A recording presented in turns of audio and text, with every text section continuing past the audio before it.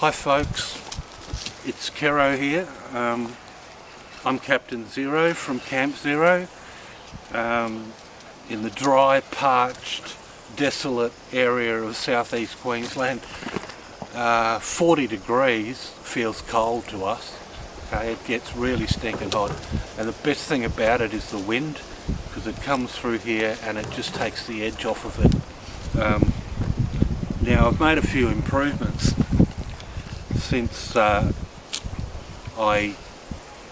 filmed the last video, and basically what that is that I put a piece of cardboard up on the camera there, and the wind should not sound as loud as it has on previous videos. Now what I've just done here is the knot that I showed you on the truckie's knot last time. I just did it left-handed, so everything was reversed, and it still works. Look how strong it is, the beauty. Hey my dog, go my boy. So right-handed, left-handed, don't feel like you can't do the knot because I'm right-handed. I'm right-handed. Anyhow, that's it. So we let him loose, let him go, set him free. I'm going to talk today about a few things, and essentially it's going to be that knot that I use to shorten rope, to reduce it down from 100 meters down to 6 meters, and that's really good for storage and for transporting in your vehicle. A lot of people aren't going to be into it, and if you're not, I suggest you write a little comment down below here. Just be careful of your non-violent communication, because I can get amped up a little bit sometimes if people word things wrongly. But if you're nice and your attitude is nice, then I'll probably talk back to you, give you a little reply. Otherwise, if you're a little bit nasty, all I'll do is delete you, and it would have taken you longer to write the comment than it would take me to delete it. So there's no skin off my nose. I just try and tidy up after myself. There's two things I hate about rope. Number one is when you get knots in it, and you've got a new piece of rope and there's a knot there, and that can catch or snag on a load, and or excuse, if you're in the bush setting up camp, it can get caught between the fork of a tree, you know, and you go to the trouble of doing up your knots and measuring out your rope and everything, and then you pull on it and you realise there's a knot that's snagged, and it goes bang, and suddenly you've got 2 feet longer than you anticipated, and you've got to start again. Hate that, really hate it. The other thing I really hate about rope is cutting it. I really prefer not to cut rope, and you'll see me working with it here and there. I'll always manage my ends and try to do what I'm doing with you know, available line, but I'm not into that's into, you know, like doing 2 meters and then cutting it and then rolling it up, and or doing what I do, you know, turning it into a short piece of rope that you can then go to later and pull him out and get your rope that way. I don't like short, redundant pieces of rope. It shits me. Okay, that's just me. It's not a principle, it's not a law, it's not a rule. It's just something that I personally hate, cutting rope. Somebody went to the trouble of making that rope very long, and kitten, my kitten, baby cat, come boy, my baby cat.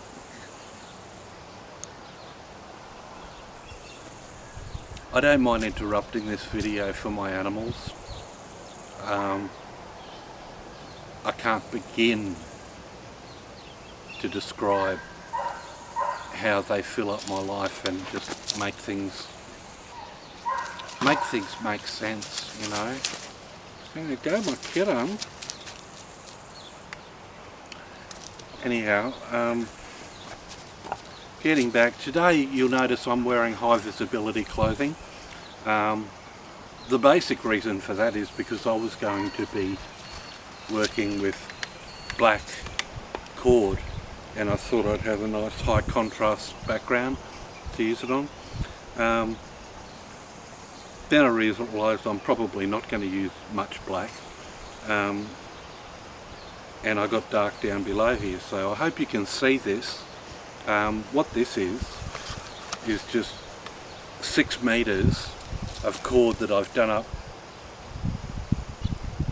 to look like this. Now this here is 100 meters of paracord, 550 paracord, 7th strand. Don't know what to think of paracord. You can buy it from China, you can buy it from Northern Europe, you can buy it from America, you can buy it from Australia, the UK, South Africa. It's not all the same, eh? So there's a little bit of, what would you call it? A little bit of fussiness out there about definitely using 7th strand 550 paracord. It's not all the same. And I'd hate to be up in a parachute with something that wasn't bona fide and that came from a part of the world that didn't give a shit and just supplied you with whatever.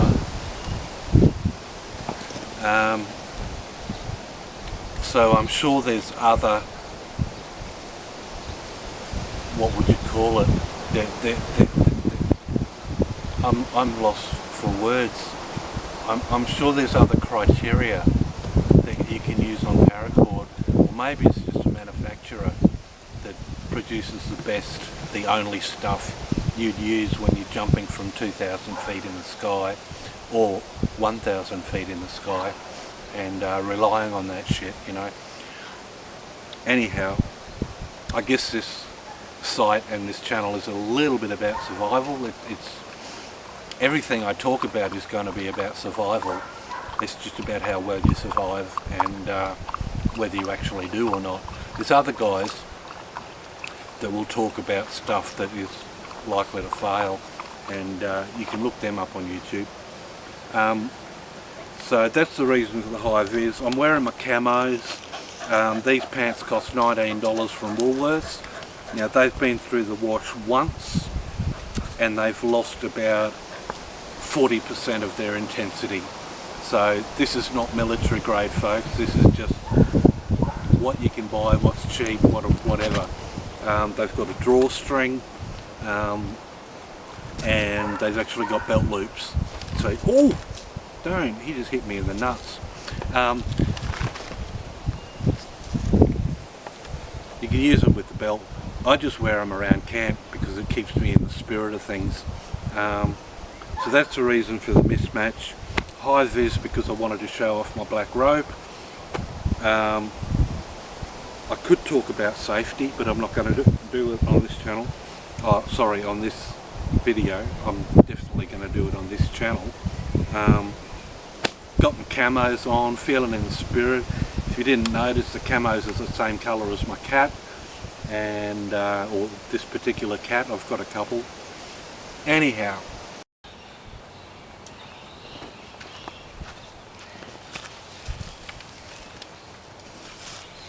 Sorry about that. How did you like that transition? A lot darker, bit later in the day. My battery ran out. Something I always wanted to know was when your battery runs out, do you lose the whole video, or does it remain up to a point? Well, I can tell you now it remains up to a point, which was the point that you left me on before we all turned dark.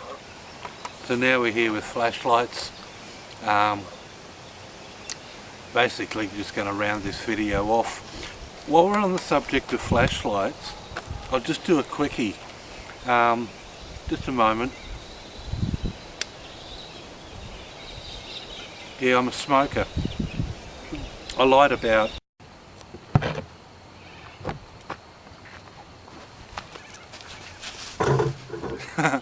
Another shade of darkness.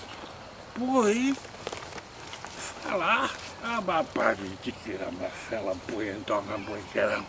I get you. Oh, yuck. Licky, yuck.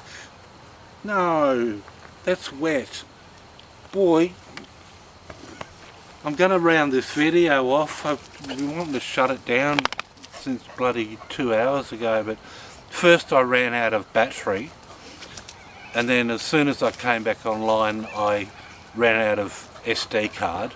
So I went back inside, downloaded all my video footage, wiped the last 4 months, 5 months of video, of photographs and video.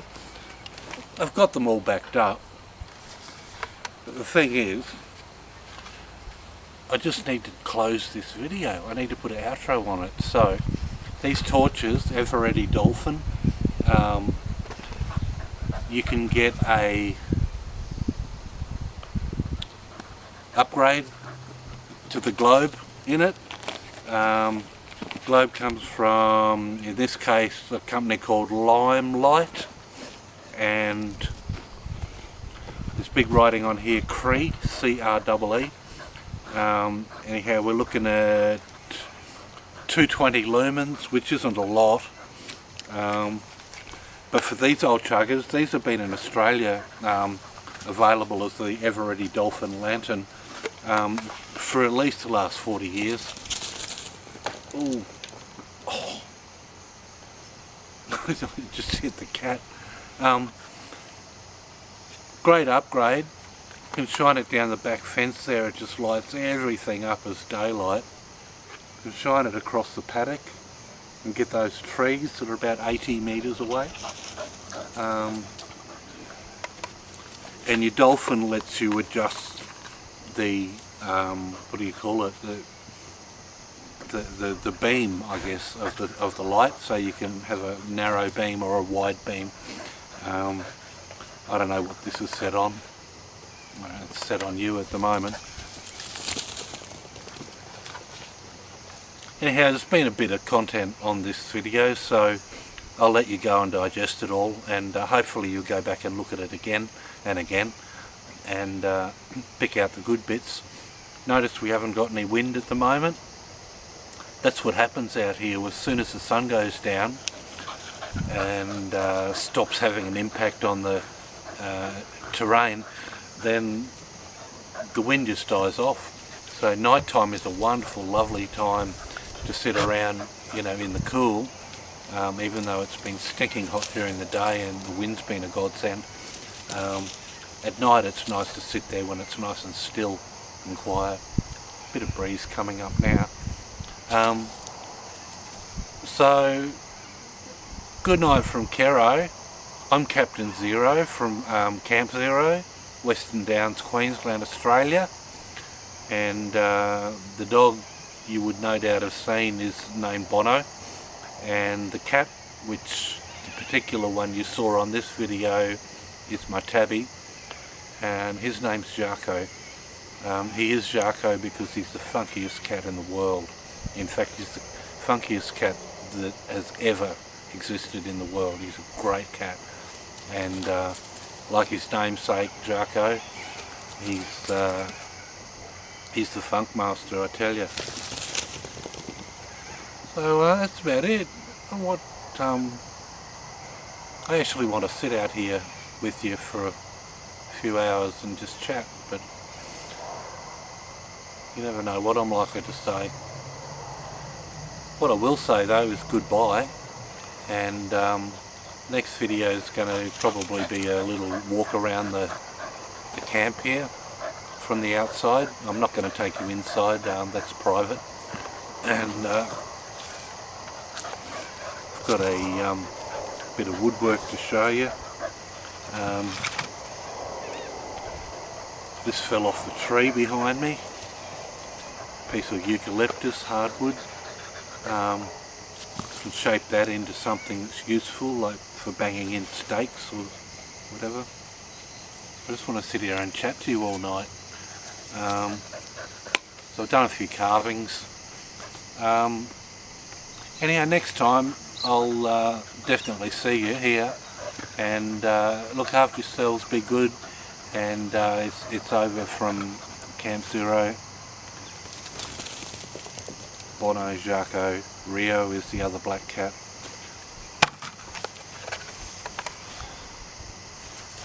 See you next time.